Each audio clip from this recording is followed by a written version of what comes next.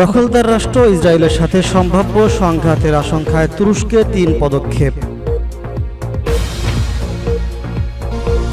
Ukraine যুদ্ধ বন্ধে ট্রাম্পের সঙ্গে বোঝাপড়া হয়েছে বললেন রুশ প্রেসিডেন্ট ভ্লাদিমির পুতিন। পবিত্র আল আকসা মসজিদের নিচে গোপন খনন কাজ চালাচ্ছে দখলদার ইসরায়েলি বাহিনী। বৈশ্বিক অর্থনৈতিক ব্যবস্থা পুনর্লিখনে এশিয়াকে নেতৃত্ব দিতে হবে বললেন মালয়েশিয়ার প্রধানমন্ত্রী। ইসরায়েলি তেলবাহী ট্যাঙ্কার লক্ষ্য করে ভয়াবহ ক্ষেপণাস্ত্র হামলা হুথি আনসারুল্লাহ আন্দোলনের। এবং সর্বশেষ থাকবে আফগানিস্তানে ভয়াবহ ভূমিকম্পে মৃতের সংখ্যা বেড়ে 812। শুনছিলেন সংবাদ শিরোনাম, এখন বিস্তারিত। দখলদার রাষ্ট্র ইসরায়েলের সাথে সম্ভাব্য সংঘাতের আশঙ্কায় ৩ পদক্ষেপ তুরস্কের। মধ্যপ্রাচ্যের দখলদার রাষ্ট্র ইসরায়েলের সাথে যে কোনো সময় সংঘাত শুরু হতে পারে বলে তুরস্ককে সতর্ক করেছে দেশটির গোয়েন্দা সংস্থা। এই সতর্ক বার্তাকে আমলে নিয়ে ৩টি গুরুত্বপূর্ণ পদক্ষেপ নিয়েছে আঙ্কারা। এয়ার ডিফেন্স সিস্টেম উন্নয়ন, নাগরিক সুরক্ষার মজবুতি ও পারমাণবিক হুমকি প্রতিরোধে উন্নত আশ্রয় কেন্দ্র নির্মাণের কার্যক্রম চালাচ্ছে দেশটি। তুরস্কের প্রেসিডেন্ট রজব তাইয়িপ এরদোগান জানিয়েছেন তুর্কি বাহিনী স্টিল ডোম সিস্টেম সংগ্রহ করেছে। এতে ৪৭টি প্রতিরক্ষা যান রয়েছে, যার মূল্য প্রায় $১.৫ বিলিয়ন। রাজধানী আঙ্কারার আশিল সান কোম্পানির সদর দফতরে ওই সিস্টেমটি অর্পণ অনুষ্ঠান করা হয়। এ সময় তুরস্কের প্রেসিডেন্ট বলেছেন, গত কয়েক বছর ধরে তুরস্কের চারদিকে যে উত্তপ্ত অবস্থা, তাই এয়ার ডিফেন্স সিস্টেম ও রাডারের গুরুত্বপূর্ণ সীমা প্রতীয়মান করে। উল্লেখ্য, স্টিল ডোম সিস্টেমটি উন্নয়নের গত 7 বছর ধরে কাজ করছে তুর্কি কোম্পানি আশেলসান। এই প্রতিরক্ষা ব্যবস্থার অধীনে আকাশ প্রতিরক্ষাকে উন্নত করা হয়েছে। এতে বহু স্তর বিশিষ্ট নিরাপত্তা নিশ্চিত করা হয়েছে। প্রকল্পটির মাধ্যমে একটি বহুস্তরীয় আকাশ প্রতিরক্ষা ব্যবস্থা গড়ে তোলা হয়েছে, যেখানে নেটওয়ার্কিং ভিত্তিক সমন্বিতভাবে বিভিন্ন প্রতিরক্ষা অস্ত্র যুক্ত করা হয়েছে। এর মধ্যে রয়েছে বিভিন্ন প্রকারের সুবিধা। তুরস্কের প্রতিরক্ষা বিষয়ক ওয়েবসাইট সালতানামাতার ও প্রস্তুতকারক কোম্পানির অফিসিয়াল তথ্য সূত্রে এই তথ্য নিশ্চিত করা হয়েছে। সূত্র আল জাজিরার। ইউক্রেন যুদ্ধ বন্ধে ট্রাম্পের সঙ্গে বোঝাপড়া হয়েছে বললেন রুশ প্রেসিডেন্ট ভ্লাদিমির পুতিন।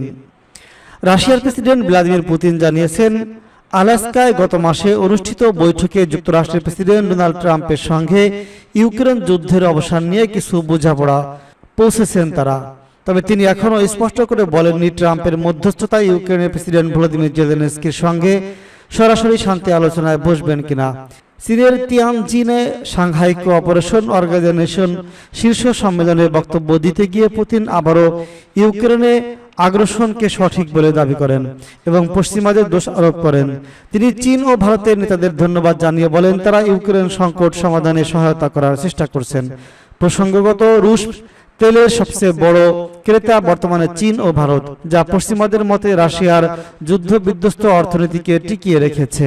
পুতিন বলেন, আলাস্কায় ট্রাম্পের সঙ্গে আমাদের যে বোঝাপড়া হয়েছে, আমি আশা করি তাই ইউক্রেনের শান্তির পথ খুলে দেবে।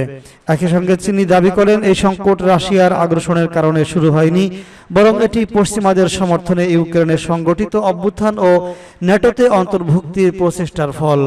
এদিকে ফ্রান্সের প্রেসিডেন্ট ইমানুয়েল ম্যাক্রো বলেছেন, ট্রাম্প যে সোমবারের সময়সীমা বেঁধে দিয়েছেন, ততদিনের মধ্যে পুতিন যদি আলোচনায় রাজি না হন, তবে প্রমাণ হবে তিনি ট্রাম্পকে আবারও প্রতারিত করেছেন। তবে ট্রাম্প পরে সিএনএনকে বলেন, পুতিনকে তিনি আরও কয়েক সপ্তাহ সময় দিচ্ছেন, নইলে যুক্তরাষ্ট্র ব্যবস্থা নেবে। ট্রাম্প আগেও দাবি করেছিলেন, চাইলে তিনি একই দিনে ইউক্রেন যুদ্ধ শেষ করতে পারবেন। গত মাসে পুতিনের সঙ্গে বৈঠকের পর তিনি যুদ্ধবিরতির দাবি সরিয়ে রেখে স্থায়ী শান্তি চুক্তির প্রস্তাব দেন। ওয়াশিংটনে তিনি জেলেনস্কি ও ইউরোপীয় নেতাদের সঙ্গেও বৈঠক করেন। শান্তি চুক্তির অংশ হিসেবে ট্রাম্প বলেন, ইউক্রেন ন্যাটোতে যোগ দেবে না, তবে তিনি নিরাপত্তা নিশ্চয়তায় আশ্বাস দেন, যেখানে ইউরোপকে প্রথম প্রতিরক্ষা সারি হিসেবে উল্লেখ করেন ট্রাম্প। মুসলিমদের পবিত্রতম ধর্মীয় স্থান আল আকসা মসজিদের নিচে গোপন খনন কাজ চালাচ্ছে দখলদার ইসরায়েল। ফিলিস্তিনের দখল করা পূর্ব জেরুজালেমের আল আকসা মসজিদের নিচে গোপন খনন কাজ চালিয়ে যাচ্ছে ইসলামী প্রত্ন নিদর্শন ধ্বংস করছে ইসরায়েল। আল আকসার ঐতিহাসিক পরিচয় মুছে দিয়ে এই শহরকে ইহুদিকরণের ষড়যন্ত্র চলছে বলে অভিযোগ করেছে ফিলিস্তিনি প্রশাসন। সোমবার 1 সেপ্টেম্বর বার্তা সংস্থা আনাদুলু এক প্রতিবেদনে এই তথ্য জানিয়েছে। প্রতিবেদনে বলা হয়েছে, ইসরায়েল দখলকৃত পূর্ব জেরুজালেমের আল আকসা মসজিদের নিচে গোপনে খনন কাজ চালাচ্ছে এবং ইসরায়েলি নিদর্শনসমূহ ধ্বংস করছে। ইসলামী নিদর্শনসমূহ ধ্বংস করছে। রবিবার এক বিবৃতিতে জেরুজালেম গভর্নর কার্যালয় জানায়, ফাঁস হওয়া এক ভিডিওতে দেখা গেছে ইসরায়েলি বাহিনী আল আকসার নিচে বেআইনি খনন কাজ চালাচ্ছে। এগুলো মুসলমানদের এই স্থানের ন্যায্য মালিকানার জীবন্ত প্রমাণ ও সুস্পষ্ট দলিল। ইসরায়েল ইচ্ছাকৃতভাবে উমাইয়া যুগের ইসলামী প্রত্ন নিদর্শন ধ্বংস করছে। তাদের দাবি, আল আকসার ঐতিহাসিক পরিচয় মুছে ফেলার উদ্দেশ্যে এই কথিত টেম্পল মাউন্ট বর্ণনাকে জোরালো করার জন্য ইসরায়েল এসব ইসলামিক নিদর্শন সমূহ ধ্বংস করছে। গভর্নর কার্যালয় সতর্ক করে জানায়, আন্তর্জাতিক তদারকি এড়িয়ে গোপনে এই খনন কাজ করা হচ্ছে। এতে মসজিদটির ভিত্তি এবং ঐতিহাসিক স্থাপনার উপর গুরুতর ঝুঁকি তৈরি হয়েছে। বিবৃতিতে অভিযোগ করা হয়, এসব খননের মাধ্যমে ইসরায়েল পূর্ব জেরুজালেমকে ইহুদিকরণের পরিকল্পনায় নতুন বাস্তবতা চাপিয়ে দিতে চাইছে। আন্তর্জাতিক মহল, জাতিসংঘ ও তার সাংস্কৃতিক সংস্থা ইউনেস্কোকে অবিলম্বে হস্তক্ষেপ করে এসব লঙ্ঘন বন্ধ করা এবং দখলদার ইসরায়েলকে জবাবদিহি করার আহ্বান জানায় গভর্নর কার্যালয়।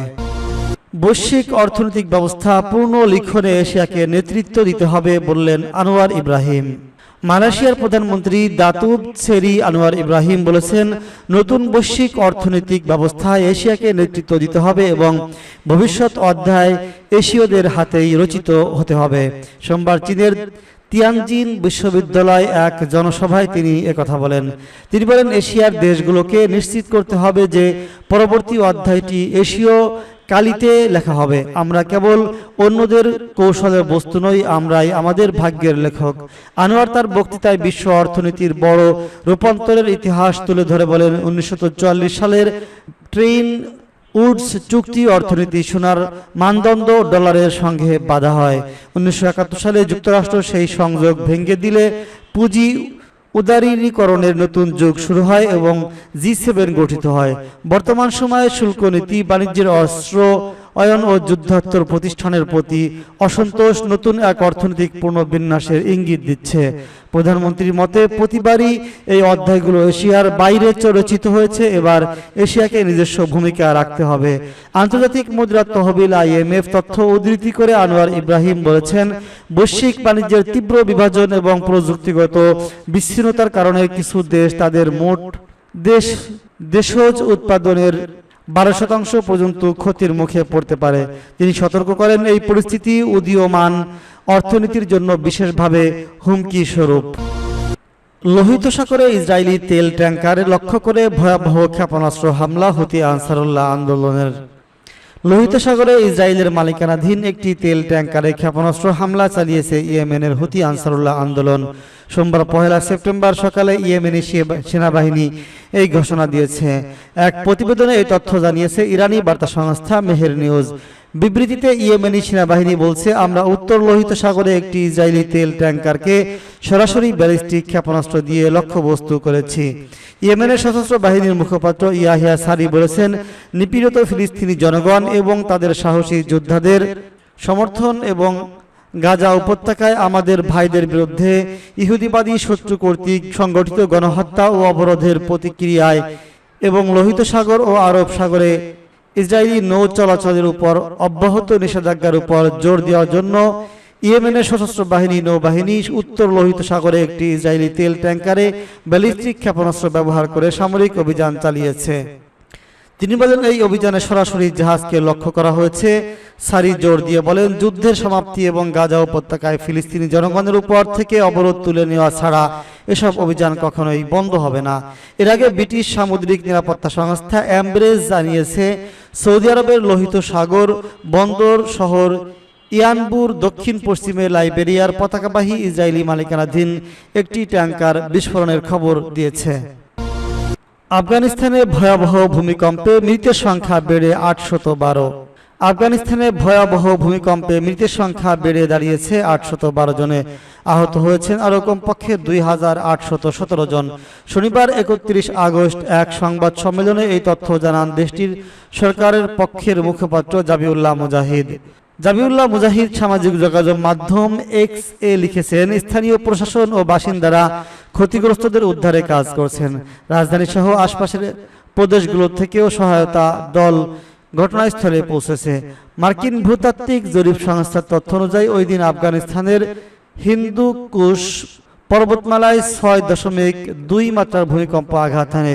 ভূমিকম্পের কেন্দ্র ছিল আসাদাবাদ শহর থেকে প্রায় 27 কিলোমিটার দক্ষিণ পশ্চিমে। শক্তিশালী কম্পনে বহু গ্রাম সম্পূর্ণ ধ্বংস হয়ে যায়। পাহাড় ধসে একাধিক সড়ক বন্ধ হওয়ায় দুর্গম এলাকায় যোগাযোগ বিচ্ছিন্ন হয়ে পড়ে। এর ফলে উদ্ধার কাজ ব্যাহত হচ্ছে বলে জানিয়েছে কর্তৃপক্ষ। আফগানিস্তান বারবার ভূমিকম্পের কেঁপে ওঠে।